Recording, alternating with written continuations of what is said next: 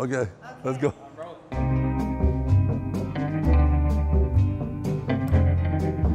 I think first rule for beauty, I think, is truth, that it's truthful and real, no?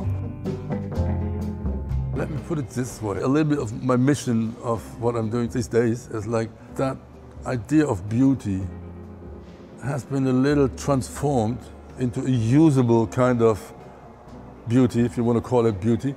When you look in the magazines, the women, they have no experiences or any marks of a past or of anything, and they're totally wiped out and washed out.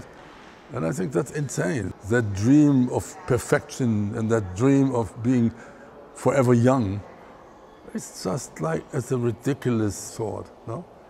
Because it's not that way. If you do that, you have to fake it, because nobody's like that. You have to fake it. You fake it, something that's fake cannot be beautiful. First of all, I love Tina.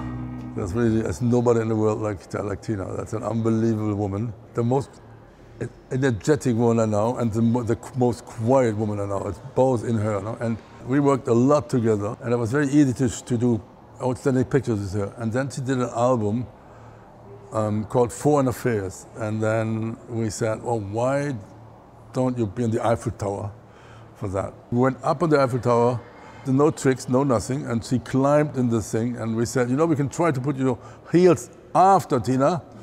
And she said, you must be kidding, no? And she grew up there with high heels, and that thing is like, I'm totally crazy, no? The most interesting woman.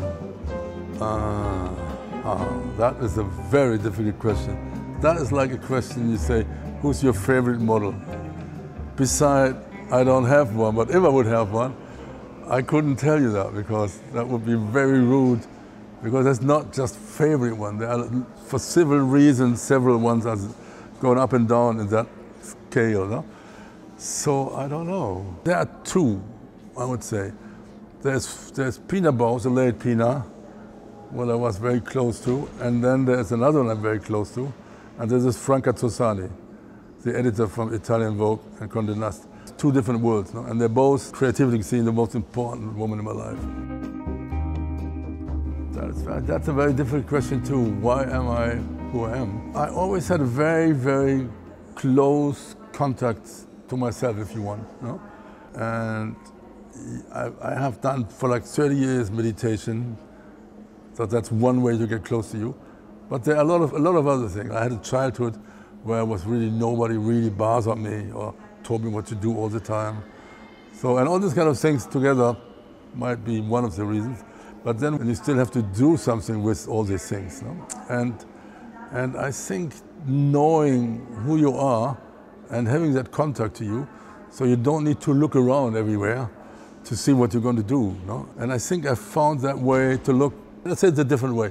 If I have to do something, I'm not looking around in magazines what I should do.